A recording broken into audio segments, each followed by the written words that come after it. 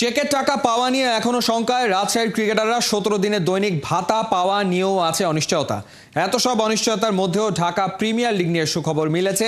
একটু পিছিয়ে গেলেও সব ঠিক থাকলে ডিপিএল মাঠে গড়াচ্ছে। প্রথম বিভাগ ক্রিকেট লিগও বৃহস্পতিবার থেকে শুরু হচ্ছে।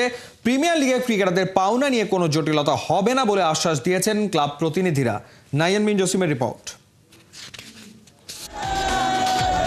ড্রামার নাম যদি হয় দুর্বার রাজশাহী, ওই ড্রামার villain mister Shafiq. Mysterious character, এত বিতর্ক ঘিরে আছে যাকে, যার কুকর্মে বিপিএল এর ইমেজ ধুলোয় মিশেছে। দিন শেষে তিনিই কিনা ক্রিকেটারদের পিঠে চড়ে বসে আছেন। সত্যি বিচিত্র দুর্বার রাজশাহীর কাজকারবার। প্রতিদিন নাটক না হলে কি আর দুর্বার রাজশাহীর বাস চলে? লিগ পর্বে নিজেদের শেষ ম্যাচে আরও একটা নাটক সঙ্গী করে টিম বাস হোম অফ ক্রিকেটে বিপিএল বয়কট করা বিদেশিরা খেলতে রাজি হয়ে ফিরে এসেছে মাঠে। দেশি ক্রিকেটারদের 17 দিনের ডেলি অ্যালাউন্স বা ডিএ বাকি। রোববার যে চেক হাতে পেয়েছেন সেটা ব্যাংকে জমা দিয়ে তীর্থের কাকের মতো বসে আছেন। একজন ক্রিকেটারের সঙ্গে আজকে কথা হচ্ছিল, তিনি অনেকটা মজার ছলেই বলছিলেন যে চেকটা গতকাল তারা পেয়ে মাঠে এসেছিলেন, আজকে সেটা জমা দিয়েছেন, এখন নাকি হেলমেট পরে বসে আছেন। অর্থাৎ সেই চেকটা আসলে কত কিলোমিটার গতিতে বাউন্স খেয়ে ফিরে আসে সেই প্রস্তুতিটা তারা নিয়ে রেখেছেন। কথাগুলো মজার ছলে বললেও অনেকটা কষ্ট, অনেকটা দুঃখ এই কথার মধ্য দিয়ে আসলে কিন্তু প্রকাশ পায়। রাজশাহী ক্রিকেটাররা রীতিমতো শঙ্কিত।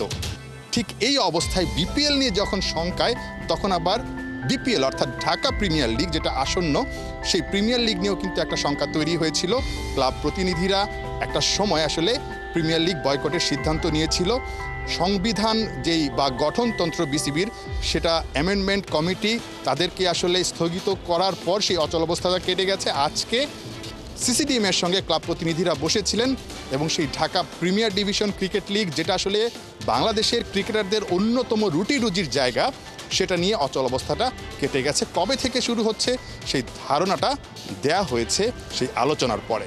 যেটা আমরা সবাই মিলে এখানে একমত হয়েছি সেটা হচ্ছে যে ফার্স্ট ডিভিশন লিগের ফার্স্ট রাউন্ডটা যখন শেষ হবে তখনই প্রিমিয়ার ডিভিশনটা শুরু হবে। এটা যেই তারিখ, হ্যাঁ। সো আমরা ফেব্রুয়ারির 8 তারিখ হয়তো মিটিংটা করবো।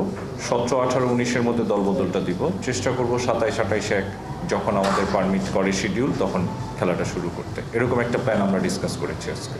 বাংলাদেশ ক্রিকেট বোর্ড যে কনস্টিটিউশন অ্যামেন্ডমেন্ট কমিটি যেটা হয়েছিল সেটা স্থগিত করেছে, তার মানে এটা বাতিল করেছে, এবং যে খসড়াটা যে প্রস্তাবিত যেটা সংশোধনী আনা হয়েছিল সেটা বাতিল করেছে।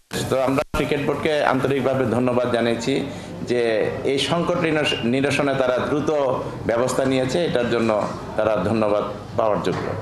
প্রথম বিভাগ আর প্রিমিয়ার লিগ শুরু হওয়া নিয়ে অনিশ্চয়তা কেটে গেছে। তবে বিপিএল এর মতো ডিপিএলেও ক্রিকেটারদের বকেয়া পাওনা নিয়ে বিতর্ক আছে। ক্লাব প্রতিনিধিরা অবশ্য ক্রিকেটারদের আশার বাণী শোনালেন, পাশে থাকলেন। হয়তো আনঅফিসিয়ালি কিছু পেতেও পারে, পেলে হয়তো এটা ব্যবস্থা নেবে। এটা তো বলাই বাহুল্য যে এটা পেন্ডিং রাখবে না, সবাই দিয়ে দিবে। এখানে কারো টাকা বাকি রেখে আবার লিগ শুরু করে, এটা হয়তো কোনো অফিসিয়ালি করবে না। নাহিয়ান বিন জসিম, 71।